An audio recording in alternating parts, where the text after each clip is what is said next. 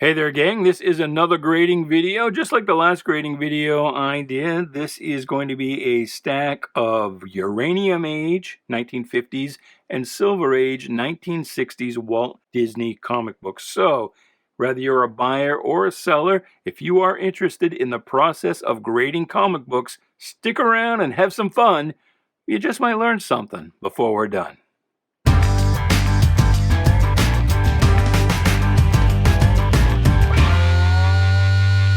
Hey there, Bubby. Welcome to Shanghai. My name is Duke, and this is a grading video. So, real quickly, the spiel. You've heard me say this a million times before. If you're a regular viewer, I apologize for the repetition, but new people coming in all the time, I feel like it has to be said. I grade books professionally for an outfit called Vintage Comic Books LLC. We do business online as sellmycomicbooks.com. That is counterintuitively where we buy our comic books, and also .comcomics.com. We've got a retail store in Freeport, Maine called .com Comics, and we sell books, larger books, meaning, more expensive books, encapsulated, graded by CGC. Those are sold through an outfit called comiclink.com.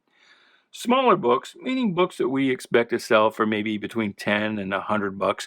Those are sold on eBay. The seller name is .com Comics, and I'm the fellow who grades those books. That's what I do. That's about, I'd say about 80% of my work week is just grading comic books. So am I an expert in comic book grading? Yeah, I don't know. It's a subjective thing. I will let you decide from watching this video whether or not you think I'm an expert. I'm not going to push myself as such because, my experience is that the person who tries to sell themselves to you as an expert usually isn't. So I'll let the work speak for itself. But anyway, we're looking at these cool old Disney comics, and let's not waste a lot of time. Let's get right to it. This is Walt Disney Comics and Stories number 149 from 1953.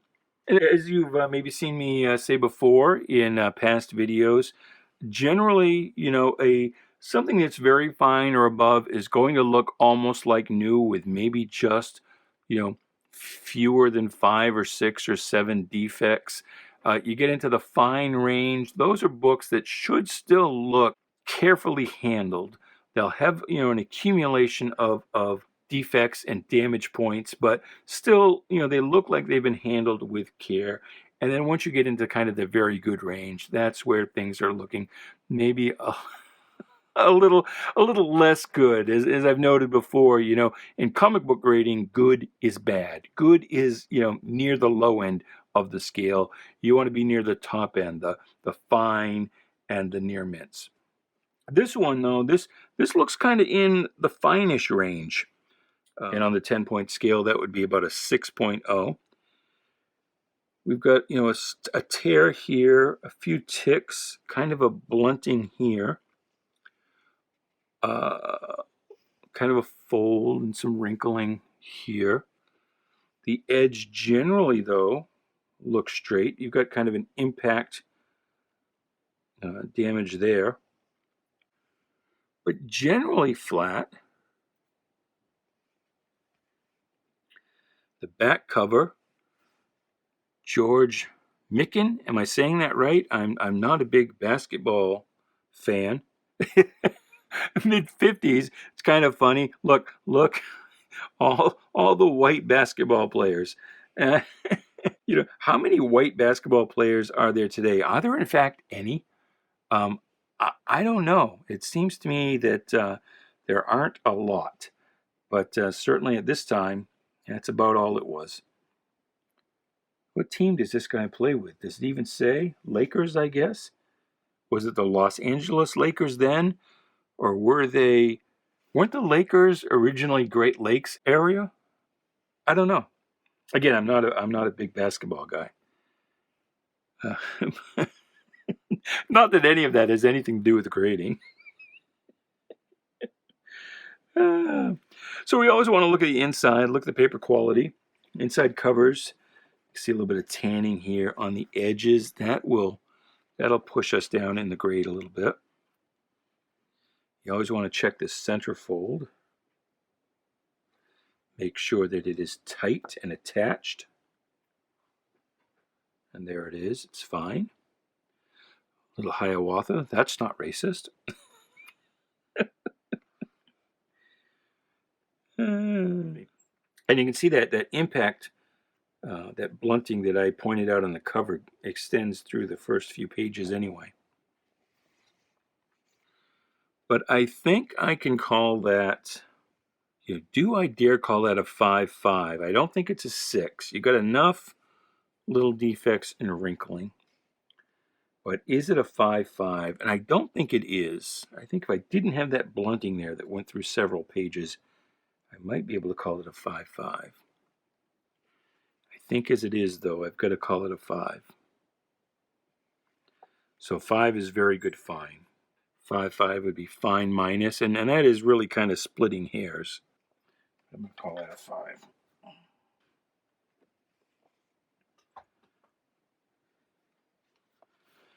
And here we've got Walt Disney's Comics and Stories. Now we get into the Gold Key era. So around about 1962 or so, Dell was the distributor and the publisher, and the books were actually packaged by an outfit called Western Publishing. And it was Western that actually held the Disney license, and they produced the inside of the book for Dell. Around, I forget exactly when it was, 1962, 1963, Dell and Western split. Dell went off on its own, published its own books. Western started publishing books, published them under the Gold Key imprint. And again, Western kept the license for Disney and a lot of the other properties that it had been doing for Dell. So we're definitely into the 60s here. Let's take a look. This is 1965. And the thing about the Gold Key books, and this is also true of Dell, you have to look to the inside. In the last video, we talked about how the early Disneys went by volume and issue numbers rather than a whole number. And for much of the Gold Key run, no issue number on the cover and just the volume issue number. So this is volume 25, number 6. So you have to go to a resource like, the Overstreet Price Guide, or, an online resource like Mike's Amazing World of Comics. And you know that is actually issue number 294. All right, so let's look at the grading here.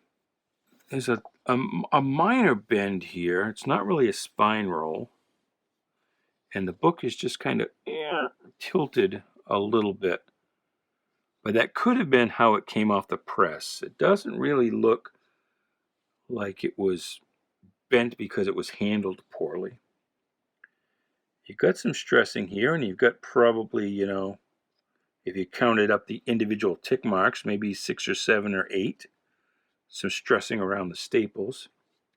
A little bit of color fading on the bottom. Back cover's okay. Pages are all right.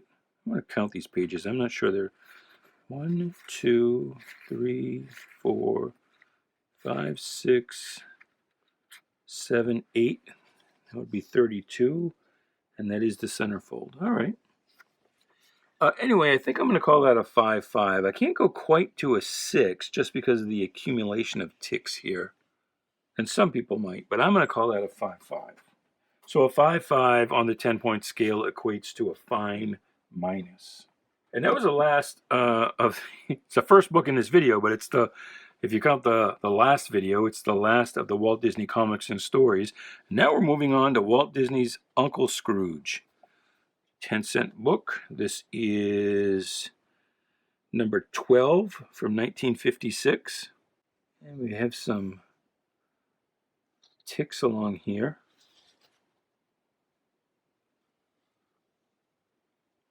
And there's actually quite a few. So if you counted them up, 1, 2, 3, 4, 5, 6, 7, 8, 9, 10, 11, 12, 13, 14, 15, 16 ticks, right? And if you went by your Overstreet grading guide and you went to where it gave you. Let me see if I can find it. Just because I'm looking for it, I can't. Showed it to you in the last video. Ah, here it is. Here it is. I found it. So if you go by this, and we've got, 16 tick marks there on the spine, you're going to find that if there was absolutely nothing else, that would be a very good minus. Between a very good minus and poor. So I don't feel like you can go just by the, counting the raw number of individual defects, because this book, that's not a very good minus. It's probably a very good plus, at the worst, and it could be even a very good fine. Did I count the pages? 1, 2, 3, 4, 5, 6, 7, 8. We did have a tear there, I saw. There's the centerfold. Inside covers, back looks good. So I think I would call that, again, if you just counted up those tick marks and you had 16 of them, and that told you at the very least, or at the very best, it could only be a very good minus, according to that chart. But I believe this book is not a very good minus, a 3.5. I think this book is closer to a very good plus, 4.5. I could easily call it a 5 as well. And grading is such a subjective thing that on some days I might call this a 5, and other days a 4 or 5. So you have to be really careful as a grader. You get what's called a grading drift, and I can only go myself a couple hours at a stretch, and then I need to take a break for like an hour because my mind starts to turn to mush. Not that it's particularly well honed to begin with, but I get again what I call grading drift, and so I probably would call this a 5 if some of these ticks weren't quite so deep. See, you've got those 3 here, and this one up there are pretty deep. They transverse the spine and go to the back end. So they're really kind of more tears than ticks.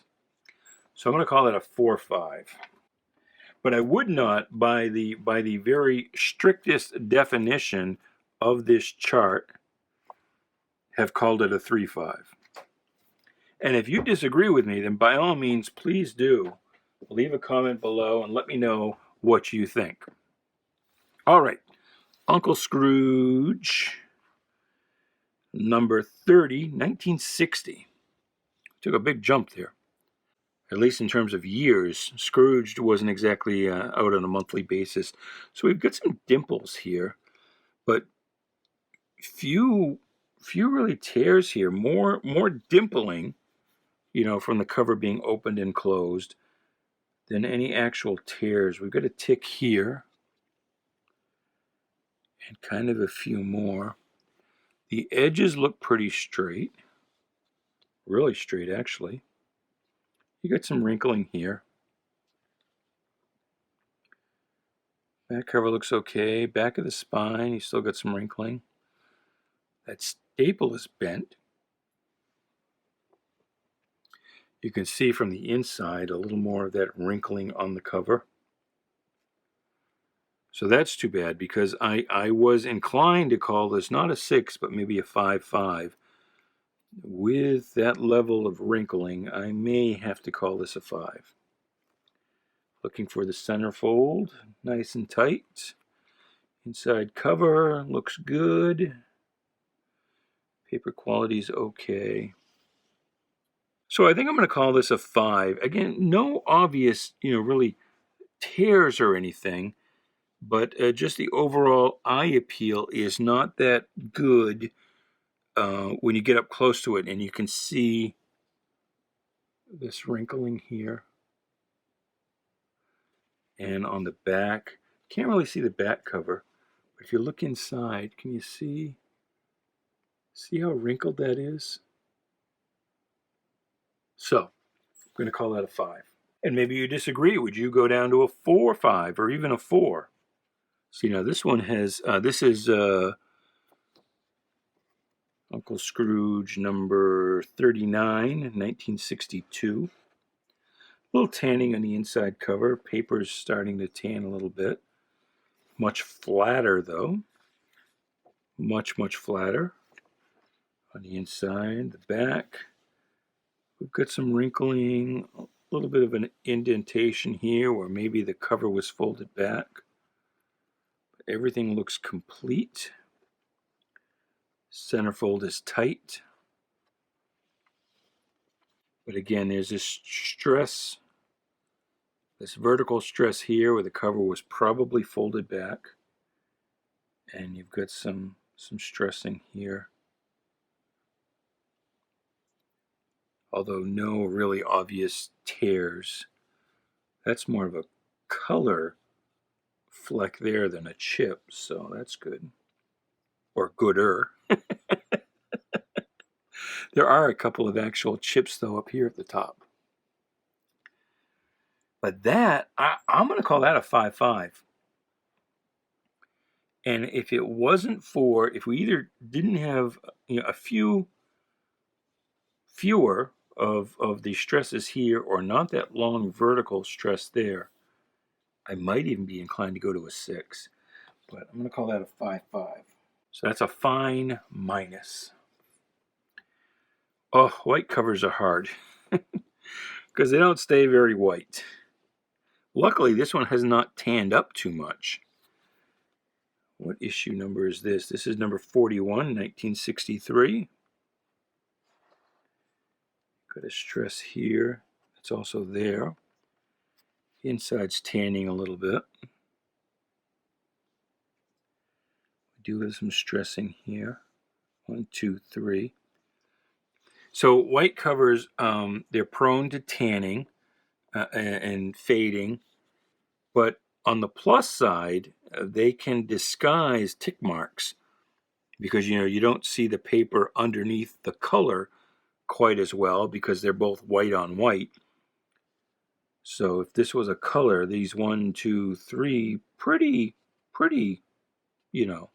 moderate stresses right here, here, and here. Those would show up a lot more if this cover had some kind of color to it. Color fading right here. Hard to tell if that is something that is rubbed off or if that came off the press like that. And as you've heard me say before, here's some blunting along this top edge. As you've heard me say before, and some blunting here. And as you've heard me say before, if I can finally say it, we tend to discount less for defects that are part of the printing process, as opposed to something that is a result of handling. It's the owner statement of ownership and circulation, but it doesn't have any actual circulation numbers. Oh, no, it does. Does it?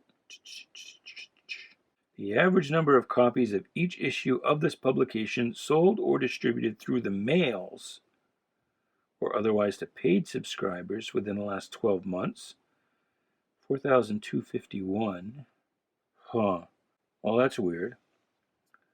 So this particular one has how many subscriptions they had, but it doesn't say anywhere how many copies were sold on the newsstand, which would have been in this era probably 300,000 or 400,000 at least. All right, I'm going to call this a think. If you didn't have that spot right there in Scrooge's hat, maybe I'd call it a 6. I'm going to call it a 5.5.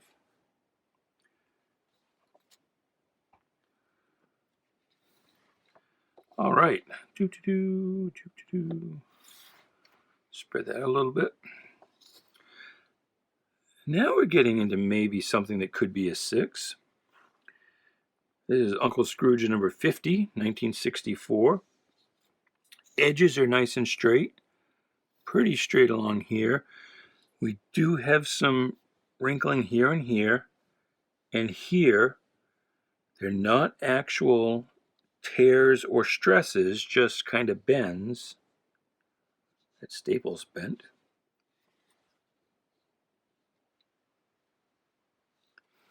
Then a little blunting there, which isn't so great. The inside, that's a classic ad, by the way. I saw that ad in the 70s a lot. But that inside cover's nice and white. That's good. Centerfold looks good. Some Bullwinkle Cheerios. Inside cover's nice and white. Barbie and Midge. Do you remember Midge? I don't remember Midge. Boy, was it Mattel? No.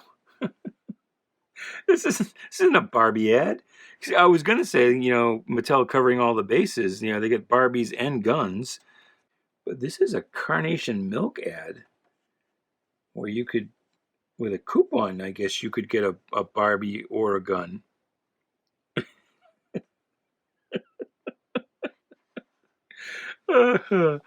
Anyway, this one's pretty good. You've got, again, a little bit of wrinkling here and here, but I don't see any actual, well, maybe some tiny ticks, but no real stress lines, no real tears. Maybe a little tick there.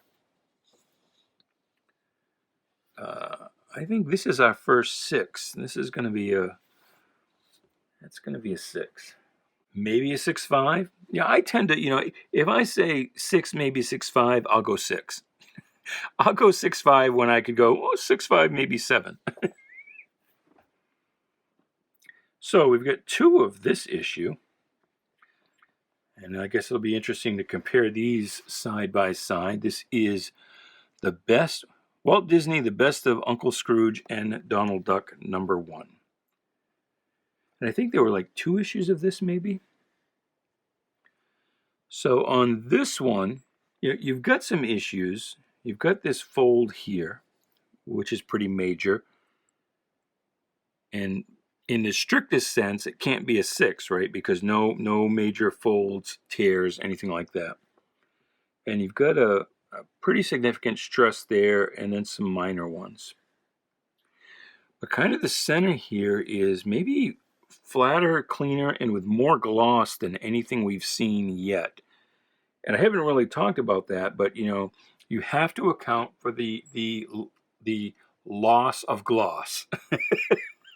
The loss of gloss is a thing, and people tend to, they'll look at Golden and Atom or Uranium Age books, Silver Age books, and they'll just grade them on the rips and tears and forget to discount for the fact that there is no gloss, that it is faded off.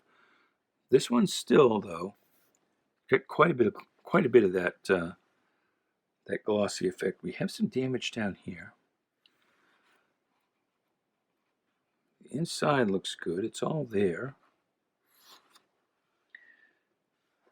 You can see here, and sometimes the books will tan from the edges, and then sometimes you'll get where they tan in the center first, and the edges stay white. So that's what we've got here. You can see how that's kind of darker tanner. I don't know why that is. I think it's just a case of age versus oxidation. It's storage conditions. So it's the heat-cool cycle. I think this book, this could be a 6 or a 6.5, but for that fold. Then it's a 5.5 or a 6. Let's take a look at this one. Well, this one doesn't have the fold here at all, but it's heavier, and you actually have a big old color flake out right there, and some heavier stresses. And you do have a fold up here. The same thing, although not quite as pronounced, tanning in the center, white on the edges. Pages look to be about the same. That cover's got a thing there. And we also have, not a spine split, but it's another color flake right there. And an indentation here. So, although, the other thing is that the color's darker here than it is here. And the question is this faded? Or, is this maybe at the start or end of the print run where the color just did not come off the press quite as dark? So, I think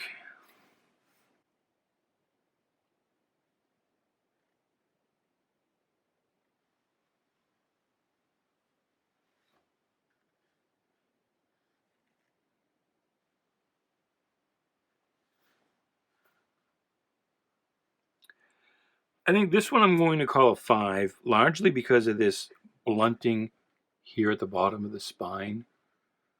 You can see that. It almost looks like it was dropped in this fold. So I'm going to call that a 5. And I think this one,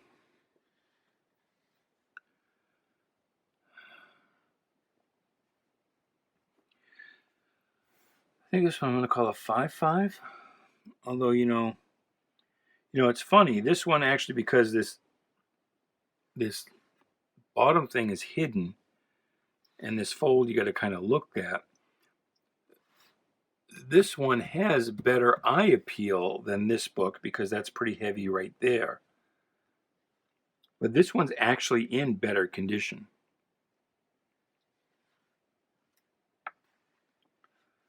So I think I'm going to go... Well, actually, I got some blunting at the top of this one. I'm going to end up calling both of these 5s. Yeah, I'm going to call both of those 5s. And it's a case of maybe I could call either one a 5.5, one or both. I don't think I could get to 6 on either one of those. So if I'm at a 5, maybe 5.5, call it a 5. Give the buyer a little benefit of the doubt. Better for the buyer to get it and think it's a 5.5 rather than a 5 than for me to call it a 5.5 and they get it and think it's only a 5. Generally, buyers won't quibble if they disagree with you by half a grade or even a full grade. But, if they're a couple of grades off, that's when you run into trouble. And actually, toot my own horn a little bit, right now, .com Comics on eBay, if you look up that seller, we've got, I think, more than 31,000 likes, positive interactions, and only 4 negative comments in the last year. And then I think only about 10 or 15 neutral comments. So, 31,000 versus 4. I think we're doing okay. All right, this book feels thin. Let me count the pages. 1, 2, 3, 4, 5, 6, 7, 8. And there are my staples. So that's a 32-pager, all right. Looks right. Pages look good. You've got a little bit of that tanning in the center, but whiter on the edges. You get a little kind of blunting here. Some light stresses. Maybe heaviest one is right there, and it's more of a wrinkle than a stress. Little tick, little blunt. It's just a hair. Probably the one that was across my ass. Back cover's nice and white, so that back cover looks really nice. So that centerfold page is a little bit of blunting on the paper. I'm going to call this one, and it wasn't for the fact that we've got just a very light bit of tanning along the bottom, almost a dust shadow, and I don't know how well you can see that. Maybe not at all. I might call this a 7, but I'm going to call that a 6.5. And yeah, I think because of this blunting here, if you can see it. And yeah, I kind of want to call it a 7, but I can't. 6.5. 6.5. And this is our last book. And you got to be careful with some of these, with the Dell Giants. They had a series called Dell Giant, and then most of the Dell Giants also appeared as, if it was Uncle Scrooge and Donald Duck, there might be an Uncle Scrooge and Donald Duck book as well as the Dell Giant book. It's kind of like the DC 80-page Giants. Sometimes the 80-page Giant was a special format of the regular series, and sometimes, it was part of the 80-page Giant series. This is Gold Key, though, so this is what it is, and it is Walt Disney's Uncle Scrooge and Donald Duck #1. Now, interestingly, it's a big book. It's about a 96-pager, but it's got a paper cover.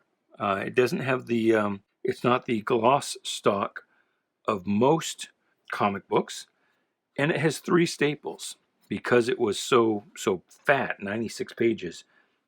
It actually has 3 staples, and you can see that the image kind of shifted up when they were printing because there's no coloring right in here.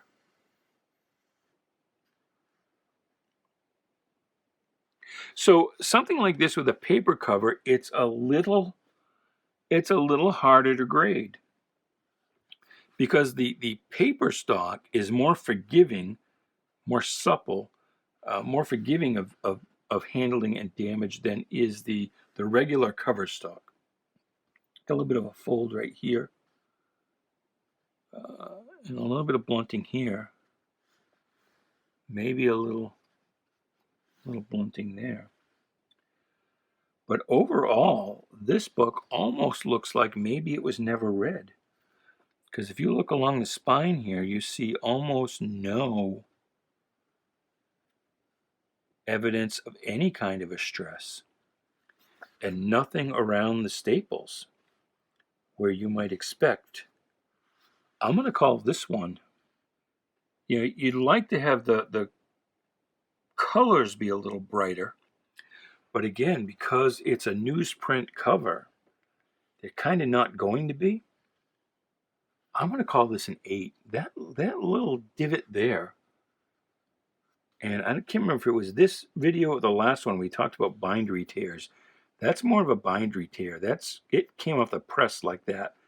That's not as a result of handling and reading. And even this fold right here, this cover may never have actually been really opened. And it's not even really a fold. It's just kind of a little bit of an impression.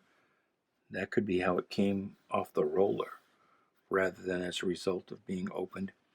This book almost looks like, tiniest blunting here, this almost looks like it was never handled.